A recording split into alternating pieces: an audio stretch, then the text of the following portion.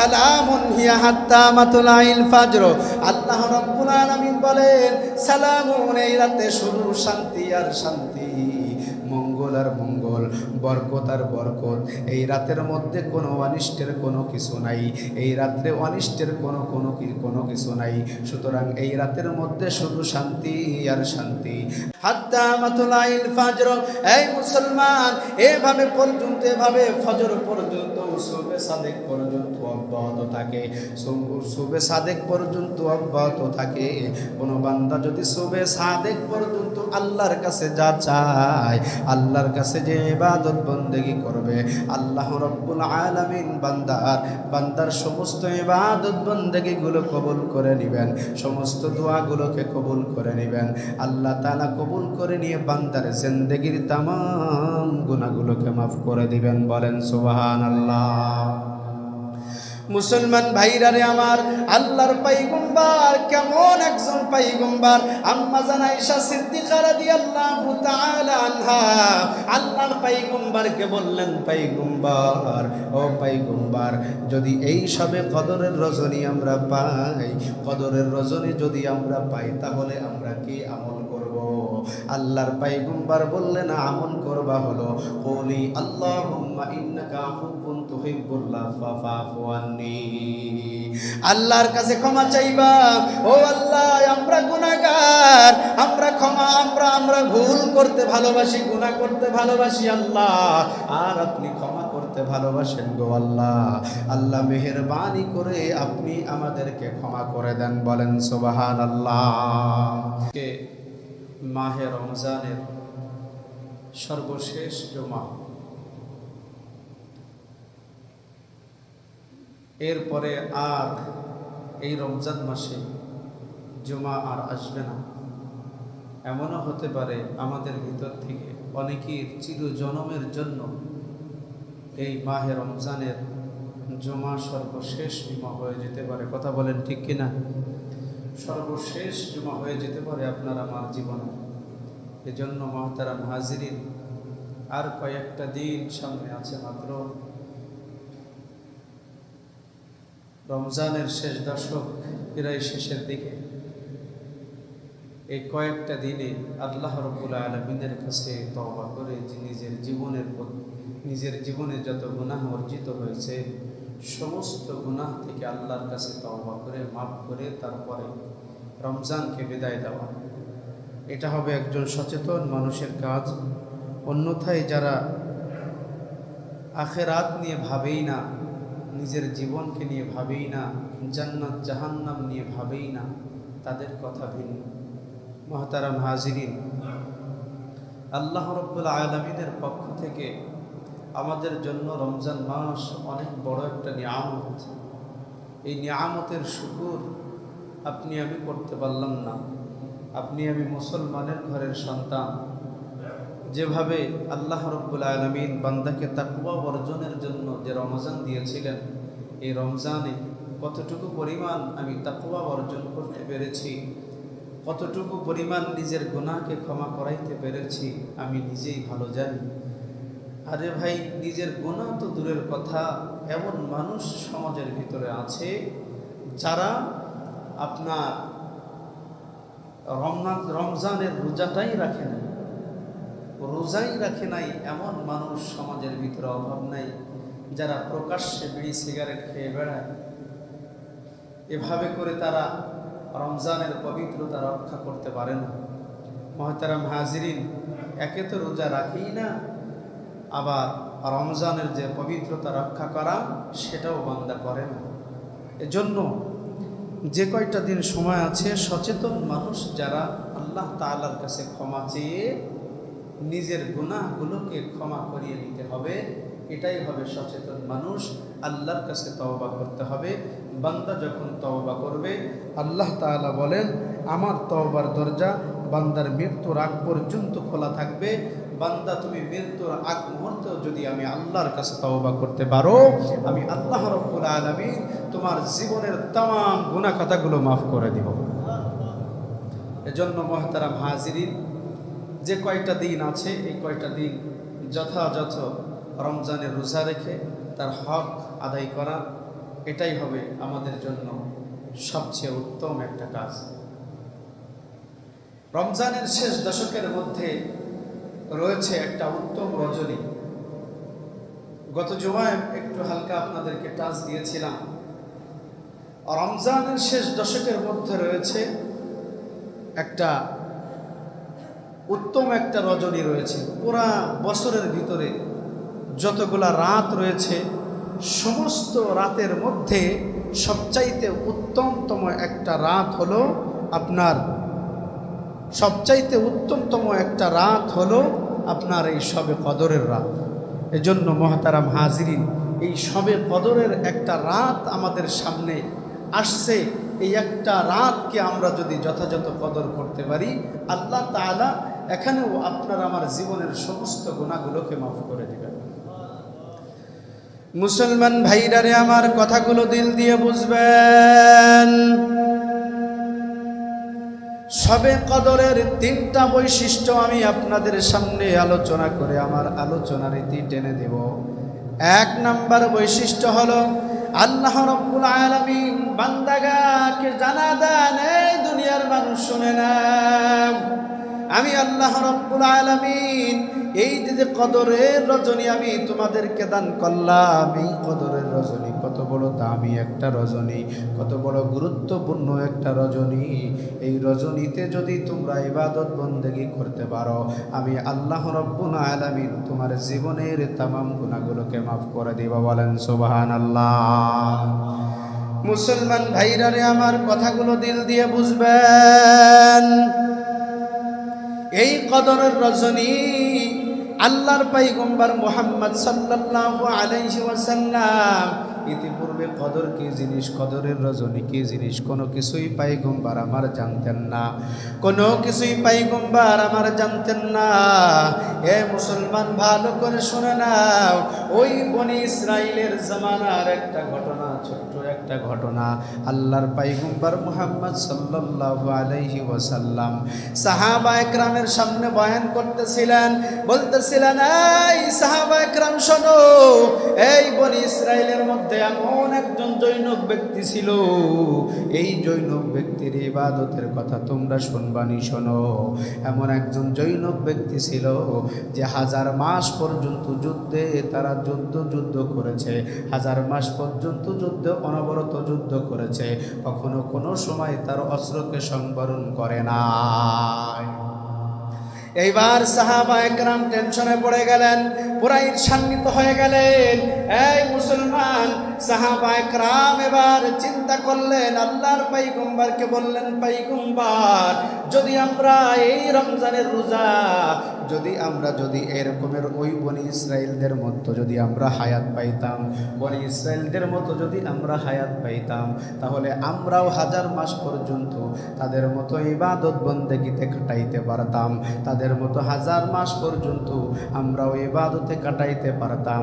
এইভাবে সাহাবায়ে কেরাম, এই মুসলমান ভালো করে লক্ষ্য করে শুনবেন, সাহাবায়ে কেরাম এভাবে যখন তারা একটা টেনশনের ভিতরে পড়ে গেল, আমাদের তো গড় আয়ু মাত্র 60 থেকে 65 বছর, এই 60-65 বছর আমাদের হায়াতের মধ্যে আমরা এরকমের ইবাদত বন্দেগী কেমনে করব? আমরাও যদি অত হায়াত পাইতাম, তাহলে আমরাও আল্লাহ তাআলার জন্য জীবনটাকে বিলিয়ে দিতে পারতাম। মুসলমান ভাইরারে আমার কথাগুলো দিল দিয়ে বুঝবেন। এরপরে এই মুসলমান আল্লাহ রাব্বুল আলামিন তাৎক্ষণিক জিবরাইল আমিনকে পাঠায় দিলেন।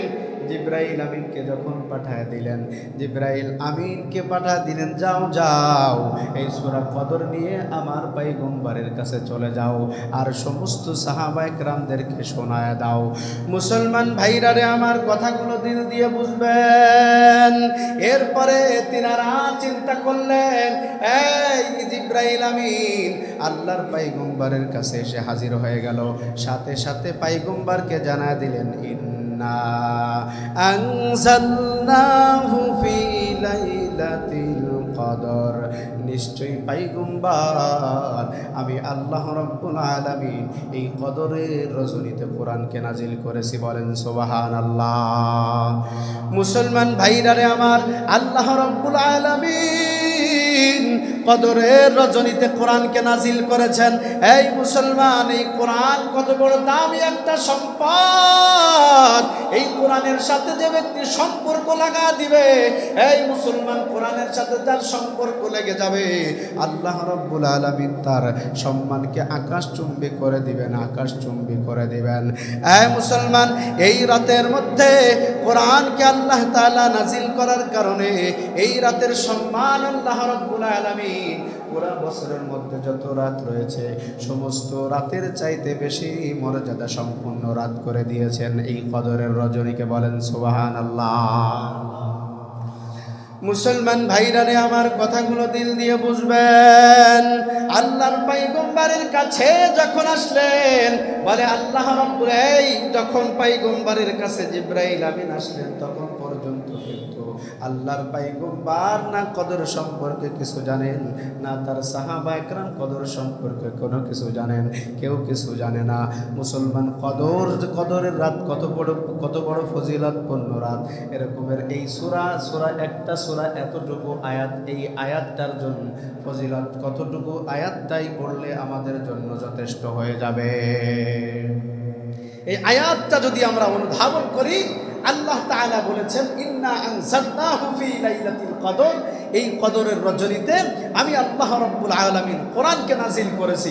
মুহতারাম হাজিরিন, যেই রাতের ভিতরে কোরআন অবতীর্ণ হয়েছে সেই রাত দামি হবে না কম দামি হবে? অবশ্যই দামি একটা রাত হবে। কথা বলেন ঠিক কি না? এজন্য মুহতারাম হাজিরিন, সর্ব অবস্থায়, আর কোরআন তো আল্লাহর পয়গম্বর বলেছেন আল কুরআনু আহাব্বু ইলাল্লাহি মিনাস সামাওয়াতি ওয়াল আরদি ওয়া মান ফিহিন্না। কোরআন আল্লাহর কাছে এমন একটা দামি একটা গ্রন্থ, এই গ্রন্থ পৃথিবী আসমান এবং জমিনের মধ্যবর্তী জায়গায় যা কিছু আছে সমস্ত কিছুর চাইতে আল্লাহ তাআলা এই কোরআনকে বেশি মহব্বত করেন। বলেন না সুবহানাল্লাহ। মুসলমান ভাইরারে আমার, আল্লাহর কাছে সবচাইতে দামি গ্রন্থ আল কোরআন। এই কোরআন আল্লাহর কাছে সবচাইতে বড় দামি একটা গ্রন্থ। এই জন্য কোরআনের সাথে সম্পর্ক লাগায় দেয়, আল্লাহ তাআলা ওই ব্যক্তিকেও সমাজের মধ্যে দামি বানায় দেয়। মুসলমান, কোরআনের হাফেজকে কিয়ামতের ময়দানে বলা হবে, এই কোরআনের হাফেজ, শোনো, তুমি কোরআন তেলাওয়াত করতে থাকো আর উপরের দিকে চড়তে থাকো। দুনিয়ার মধ্যে যেমন তুমি তার তিলের সহিত কোরআনকে তেলাওয়াত করেছো, ঠিক তেমনি ভাবে তুমি কোরআনকে তেলাওয়াত করতে থাকো আর উপরের দিকে চড়তে থাকো। তোমার তেলাওয়াত যেখানে গিয়ে শেষ হবে, জান্নাতে তোমার মাকাম আল্লাহ তাআলা সেই জায়গায় করে দিবেন। বলেন সুবহানাল্লাহ। মুসলমান ভাইরারে আমার, কথা সংক্ষেপ। আল্লাহর পয়গম্বর মুহাম্মদ সাল্লাল্লাহু আলাইহি ওয়াসাল্লাম তখন পর্যন্ত কিছু জানে না, কদর কি জিনিস তখনও কিছু জানে না। আল্লাহ রাব্বুল আলামিন আল্লাহর পয়গম্বরকে জিজ্ঞাসা করতেছেন, ওয়া মা আদরাকা মা লাইলাতুল কদর। চিৎকার মেরে বলা যাবে কি সুবহানাল্লাহ। আল্লাহর পয়গম্বর তখন পর্যন্ত কদর কি জিনিস জানে না। আল্লাহর পয়গম্বর কদর কি জিনিস জানে না। এরপরে আল্লাহ তাআলা তারপরে আবার কেন আল্লাহর পয়গম্বরকে জিজ্ঞাসা করতেছেন, পয়গম্বর কদর কি জিনিস আপনি জানেন নাকি? কদর কি জিনিস, লাইলাতুল কদর কি জিনিস আপনি জানেননি? এই মুসলমান, আল্লাহর পয়গম্বরও তো তখনও জানে না, সাহাবায়ে কেরামও জানে না, কদর কি জিনিস কেউ জানে না। এরপরেও আল্লাহ তাআলা আমার নবীকে জিজ্ঞাসা করার কারণ কি কারণে জিজ্ঞাসা করলেন? বলা হয়েছে একজন মানুষকে জিজ্ঞাসা করার কারণ হলো যে আল্লাহ তাআলা পয়গম্বরকে মনোযোগ আকর্ষণ করার জন্য ওই জিনিস জানার প্রতি যেন সমস্ত চিন্তাবাদ দিয়ে যেন একদম একটা চিন্তায় মাথায় আসে কি কদর, সেইটা জানার জন্য আগ্রহ পয়দা করার জন্য আল্লাহ তাআলা মুহাম্মদ সাল্লাল্লাহু আলাইহি ওয়াসাল্লামকে জিজ্ঞাসা করলেন কদর কি জিনিস। আল্লাহ তাআলা জিজ্ঞাসা করে এরপরে আল্লাহ তাআলা জানায় দেন, লাইলাতুল কদরি খায়রুম মিন আলফি শাহর। দুনিয়ার ভিতরে এই মানুষ শুনে নাও, আল্লাহ তাআলা জানা দেন লাইলাতুল কদরি খায়রুম মিন আলফি শাহর। এই লাইলাতুল কদর এমন একটা রজনী, ও পয়গম্বর, লাইলাতুল কদর এমন একটা রজনী, এই রজনী হাজার মাসের চাইতে বেশি উত্তম। বলেন সুবহানাল্লাহ। ওই যে বনি ইসরাইলের জৈনক ব্যক্তির ইবাদতের কথা শুনিয়া, যুদ্ধে অনবরত যুদ্ধ করার কথা শুনিয়া সাহাবায়ে কেরামের যে মনটা খারাপ হয়ে গিয়েছিল, তাদের উত্তরে এখানে বলা হয়েছে, এই বান্দা কোনো টেনশন নাই, কোনো টেনশন নাই। আমি আল্লাহ রাব্বুল আলামিন লাইলাতুল কদর নামক একটা নিয়ামত আমি আল্লাহ তোমাদেরকে দিয়েছি। এই লাইলাতুল কদরে যদি বান্দা ইবাদত করতে পারো, লাইলাতুল কদর রাত্রে জাগরণ করিয়া যদি আমি আল্লাহর ইবাদত বন্দেগী করতে পারো, আমি আল্লাহ তাআলা তোমাকে হাজার মাসের চাইতে বেশি ইবাদত করার সওয়াব দান করে দিব। বলেন সুবহানাল্লাহ। মুসলমান ভাইরা রে, আমার কথা সংক্ষেপ। এরপরে 2 নম্বর, তানাজ্জালুল মালাইকাতু ওয়ার রূহু ফিহা বিইذনি রাব্বিহিম মিন কুল্লি আমর। আল্লাহ তাআলা সমস্ত মানুষদেরকে জানায়া দেন, আল্লাহর পয়গম্বরকে জানায়া দেন, পয়গম্বর শোনেন এই রাত্রের কি অনেক বড় একটা ফজিলত রয়েছে। কি সেই ফজিলত? তানাজ্জালুল মালাইকাতু ওয়ার রূহু ফিহা বিইذনি রাব্বিহিম মিন কুল্লি আমর। আল্লাহ রাব্বুল আলামিনের নির্দেশে হযরত জিবরাইল আমিন আর একদল ফেরেশতা তিনি জমিনের মধ্যে নিয়ে একসাথে অবতরণ করিয়া সমস্ত মানুষের ভাগ্যগুলোকে, গুরুত্বপূর্ণ কাজগুলোকে তিনি গুরুত্বপূর্ণ কাজ নিয়ে অবতরণ করেন। এরপরে বলা হয়েছে এই গুরুত্বপূর্ণ কাজ কি এমন গুরুত্বপূর্ণ কাজ নিয়ে ফেরেশতারা জমিনের মধ্যে আসে, জমিনের মধ্যে কি এমন গুরুত্বপূর্ণ কাজ নিয়ে আসে? বলা হয়েছে এমন গুরুত্বপূর্ণ কাজ, আল্লাহ তাআলা বান্দার হায়াত সব কিছু সমস্ত ফেরেশতাদের হাতে দিয়ে দেন। এরপরে এই সব কিছু নিয়ে বান্দার জন্য ফেরেশতারা জমিনের মধ্যে অবতরণ করেন। বলেন সুবহানাল্লাহ। মুসলমান ভাইরা রে, আমার কথাগুলো দিল দিয়ে বুঝবেন। আল্লাহর পয়গম্বর মুহাম্মদ সাল্লাল্লাহু আলাইহি ওয়াসাল্লাম বলেন, এই মুসলমান, আল্লাহ তাআলা বলেন এই রাত্রের, আল্লাহর পয়গম্বর বলেন এই রাত্রের মধ্যে কিছু ফেরেশতা আছে যারা জমিনের মধ্যে অবতরণ করিয়া ঘুরে সমস্ত জায়গায় দেখতে থাকে কোন বান্দা জিকিরের মধ্যে মশগুল আছে। ওই বান্দাদের জিকিরের সাথে যারা ইবাদতে মশগুল আছে, আল্লাহর পরে ওই ফেরেশতারা ঘুরে ওই বান্দাদের কাছে গিয়ে তাদের জন্য দোয়া করতে থাকে। বলেন সুবহানাল্লাহ। আল্লাহর পয়গম্বর ভিন্ন হাদিসের মধ্যে বলেন, এই ফেরেশতারা যখন একদল ফেরেশতারা জমিনের মধ্যে অবতরণ করেন, তাদের কাছে সবুজ রঙের একটা ঝান্ডা থাকে। এই ঝান্ডাটা ওই কাবা শরীফের উপরে উড্ডীন করিয়া আল্লাহর সমস্ত ফেরেশতাগুলো জমিনের মধ্যে ছড়িয়ে ছিটিয়ে পড়ে। আর তাকায়া দেখে কোন আল্লাহর বান্দা আছে আল্লাহর কাছে দোয়া করছে, কোন আল্লাহর বান্দা আছে আল্লাহর কাছে ক্ষমা চায়, কোন আল্লাহর বান্দা আছে আল্লাহর কাছে ক্ষমা চায়, কোন আল্লাহর বান্দা আছে আল্লাহর কাছে রিজিকের অভাব রিজিক চায়। এমন সমস্ত মানুষের কাছে গিয়ে ওই ফেরেশতারা বসে আমিন আমিন বলতে থাকে। বলেন সুবহানাল্লাহ। সালামুন হিয়া হাত্তা মাতলাইল ফাজর। আল্লাহ তাআলা 3 নম্বর বৈশিষ্ট্য জানা দেয়, দুনিয়ার মানুষ শুনে নাও, সালামুন হিয়া হাত্তা মাতলাইল ফাজর। আল্লাহ রাব্বুল আলামিন বলেন, সালামুন, এই রাতে শুধু শান্তি আর শান্তি, মঙ্গল আর মঙ্গল, বরকত আর বরকত। এই রাতের মধ্যে কোনো অনিষ্টের কোনো কিছু নাই, এই রাত্রে অনিষ্টের কোনো কিছু নাই। সুতরাং এই রাতের মধ্যে শুধু শান্তি আর শান্তি। আল্লাহ তাআলা বলেন, হাত্তা মাতলাইল ফাজর। এই এভাবে ফজর পর্যন্ত, সুবহে সাদিক পর্যন্ত অব্যাহত থাকে। থাকে, সুবে সাদেক পর্যন্ত অব্যাহত থাকে। কোনো বান্দা যদি সুবে সাদেক পর্যন্ত আল্লাহর কাছে যা চায়, আল্লাহর কাছে যে ইবাদত বন্দেগী করবে, আল্লাহ রব্বুল আলামিন বান্দার সমস্ত ইবাদত বন্দেগীগুলো কবুল করে নেবেন, সমস্ত দোয়াগুলোকে কবুল করে নেবেন। আল্লাহ তাআলা কবুল করে নিয়ে বান্দার জিন্দেগির তামাম গুনাহগুলোকে মাফ করে দিবেন। বলেন সুবহানাল্লাহ। মুসলমান ভাইরা রে আমার, আল্লাহর পয়গম্বর কেমন একজন পয়গম্বর। আম্মা জান আয়েশা সিদ্দিকা রাদিয়াল্লাহু তাআলা আনহা আল্লাহর পয়গম্বরকে বললেন, পয়গম্বর, ও পয়গম্বর, যদি এই সবে কদরের রজনী আমরা পাই, কদরের রজনী যদি আমরা পাই, তাহলে আমরা কি আমল করব? আল্লাহর পয়গম্বর বললেন, আমল করবা হলো কলি আল্লাহুম্মা ইন্নাকা আফুউন তুহিব্বুল আফওয়া ফাফু আন্নী। আল্লাহর কাছে ক্ষমা চাইবা, ও আল্লাহ আমরা গুনাহগার, আমরা ভুল করতে ভালোবাসি, গুনাহ করতে ভালোবাসি আল্লাহ, আর আপনি ক্ষমা করতে ভালোবাসেন গো আল্লাহ। আল্লাহ মেহেরবানি করে আপনি আমাদেরকে ক্ষমা করে দেন। বলেন সুবহানাল্লাহ।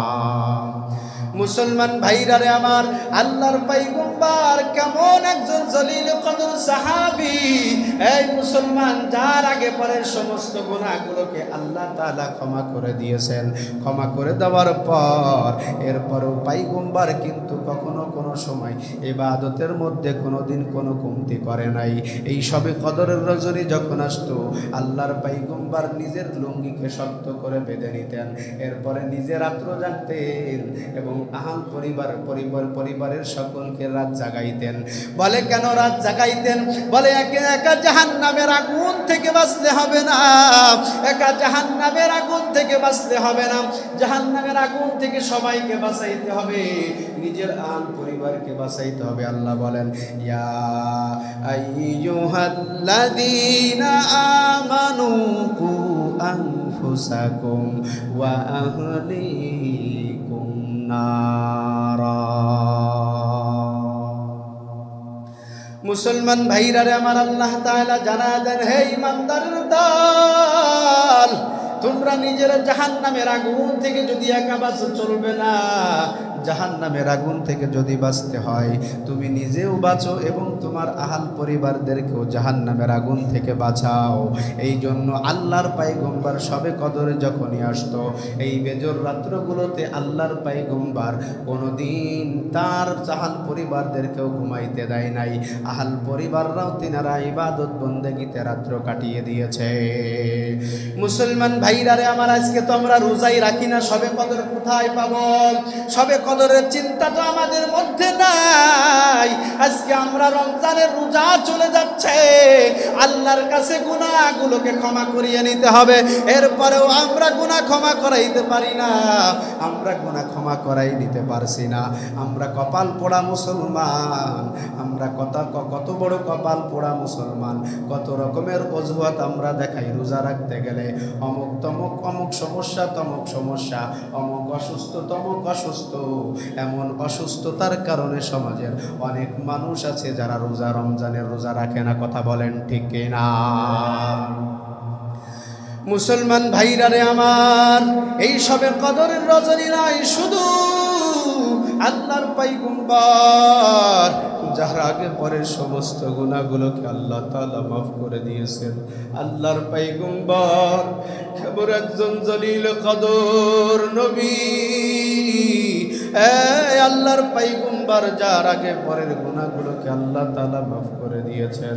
এই আল্লাহ তাআলা মাফ করে দেওয়ার পরেও আমার নবীজি এত পরিমাণ লম্বা কিয়াম করতেন, লম্বা সেজদা করতেন, এত পরিমাণ লম্বা রুকু করতেন, যার কারণে আমার মায়ার নবীর চেহারা মুবারকটা ফুলে যাইত, আমার মায়ার নবীর পা মুবারকগুলো ফুলে যাইত, হাত মুবারকগুলো ফুলে যাইত। এই ফুলে যাওয়ার কারণে আম্মা জান আয়েশা বলেন, আমার নবী এমন দেরি করতেন সেজদার ভিতরে এত সময় সেজদায় পড়ে থাকতেন, মনে হইতো আল্লাহর পয়গম্বর যেন দুনিয়া থেকে বিদায় নিয়ে চলে গেছে। আমি মনে করতাম আল্লাহর পয়গম্বর মনে হয় দুনিয়া থেকে বিদায় নিয়ে চলে গেছে। মুসলমান ভাইরা রে আমার, আম্মা জান আয়েশা বলেন, আমি আল্লাহর পয়গম্বরকে বললাম, আল্লাহর পয়গম্বর, আল্লাহ তাআলা আপনার জীবনের तमाम গুনাহগুলোকে maaf করে দিয়েছে, আল্লাহ তাআলা আপনাকে জান্নাত দিবেন, আপনাকে জান্নাতি বানিয়েছেন, এরপরও আপনি কেন এত সময়, লম্বা সময় আপনি এত সময় নামাজ পড়েন, এত সময় দাঁড়িয়ে দাঁড়িয়ে কিয়াম করেন, কারণটা কি রে পয়গম্বর? আল্লাহর পয়গম্বর বলেন, আয়েশা রে, আল্লাহ তাআলা আমার জীবনের গুনাহগুলো maaf করে দিয়েছে, তাই বলে কি আমি আল্লাহর শুকরিয়া আদায় করব না? আমি আল্লাহর শুকর গুজার করব না? আমি আল্লাহর শুকরিয়া আদায় করব না?